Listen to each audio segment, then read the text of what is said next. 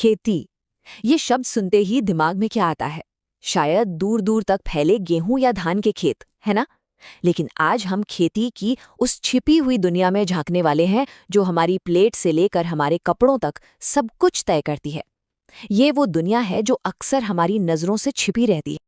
तो यहीं से एक सवाल उठता है, क्या खेती का मतलब सिर्फ वही अनाज उगाना है जिससे पेट भरता है, या फिर कहानी कुछ और भी है?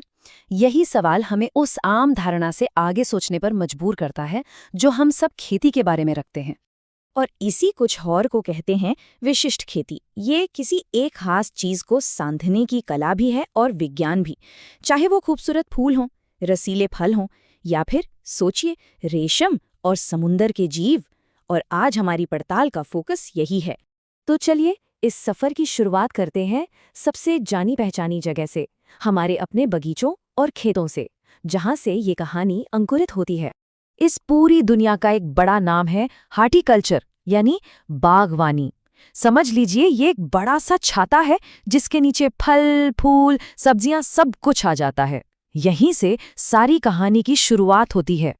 लेकिन हॉर्टिकल्चर अपने आप में ही एक बहुत बड़ी दुनिया है। तो चलिए इसके सबसे रंगीन और खूबसूरत हिस्से से शुरू करते हैं।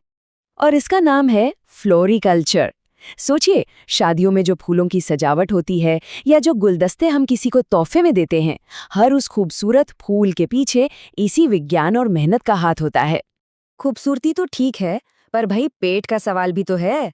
बागवानी का एक दूसरा और शायद सबसे जरूरी पहलू भी है जो हमें पोषण देता है। और इसे कहते हैं ओलेरीकल्चर, मतलब वो सारी सब्जियां जो हम रोज खाते हैं। टमाटर, लौकी, खीरा, ये सब ओलेरीकल्चर में ही आता है। खासकर वो सब्जियां जो बेलों पर या जमीन पर फैलकर हमें मिलती हैं। अच्छा, तो बगीचे की दुनिया से बाहर निकलते हैं और अब जरा बड़े पैमाने पर सोचते हैं। बात करते हैं ऊंचे ऊंचे पेड़ों और घने जंगलों की। यहाँ खेती का पैमाना और मतलब दोनों ही बदल जाते हैं। मिसाल के तौर पर विटीकल्चर को ही ले लीजिए। ये सिर्फ और सिर्फ अंगूर उगाने पर ही फोकस्ड है। और जरा सोचिए, इसी एक फल से वाइन, जूस और किशमिश जैसी कितनी अलग अलग चीजें बनती हैं। और बिल्कुल इसी तरह है ऑलिविकल्चर, यानी जैतून की खेती। आजकल हर किचन में मिलने वाला ऑलिव ऑयल और वो स्वादिष्ट टेबल ऑलिव्स सब इसी खास खेती की ही देन है। अब ये बड़ा मजेदार है। देखिए, पेड़ तो पेड़ ही हैं, है ना? पर उनको उगाने के दो एकदम अलग नजरिए हैं। एक तरफ है आर्बरी कल्चर, जहाँ एक एक पेड़ पर ध्यान दिया जाता है, जैसे किसी पार्क में या सड़क के किनारे लगे पेड़ों पर। और दूसरी तरफ है सिल्वी कल्चर, जो पूरे के पूरे जंगल को एक जिंदा सिस्टम की तरह देखता है।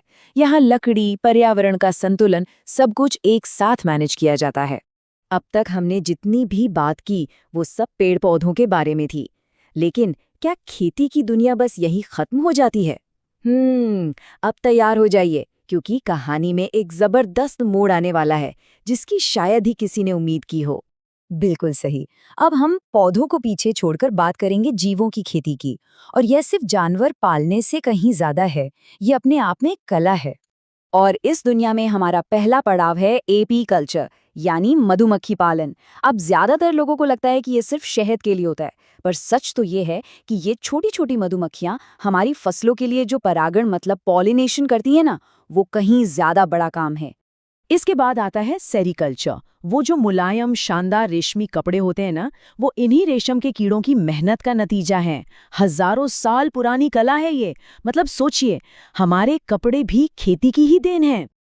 तो चलिए जमीन के इन छोटे छोटे कारीगरों को अलविदा कहते हैं और अब सीधा गोता लगाते हैं पानी की दुनिया में, जहां खेती का एक और ही रूप हमारा इंतजार कर रहा है।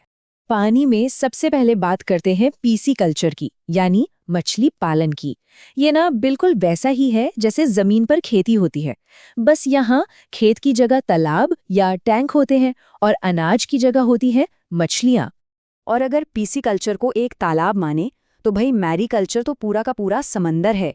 इसमें सिर्फ मछलियां ही नहीं, बल्कि सीप, झींगे और यहाँ तक कि समुद्री शैवाल जैसी चीजों को भी उनके कुदरती घर यानी खुले समंदर में उगाया जाता है।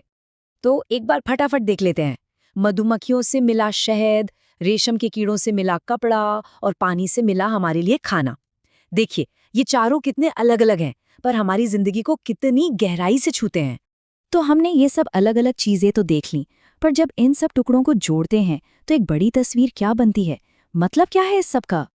देखिए, फूलों की नाजुक क्यारियों से लेकर घने जंगलों तक और एक नन्ही सी मधुमक्खी से लेकर समंदर की गहराइयों तक, ये जो खास तरह की खेती है ना, ये असल में इंसान की इंजीन्यूइटी, उसकी सरलता की कहानी है। ये दिखाती है कि कैसे हमने प्रकृति को समझकर अपनी ज़रूरतें पूरी की हैं और इसी ने हमारे खाने, पहनने और रहने के तरीके को शक्ल दी है। और शायद इसी गहरी बात को जापान के एक किसान और फिलोसोफर मासानोबु फुकुओका ने बहुत खूबसूरती से कहा था कि खेती का असली मकसद फसलें उगाना नहीं है, बल्कि इंसानों को बेहतर बनाना है। ये प्रकृति के साथ तालमेल बिठाने की एक कला है। और यही सोच हमें आखिर में एक बहुत ही दिलचस्प सवाल पर लाकर खड़ा कर देती है कि आज तो हम ये सब उगा रहे हैं, पर आने वाले कल में, भविष्य में इंसान और क्या-क्या उगाना सीख सकता है? कौन सी नई चीजें होंगी जो हमारी दुनिया का हिस्सा बनेंगी? इसका जवाब तो खैर आने वाला वक्त ही देगा।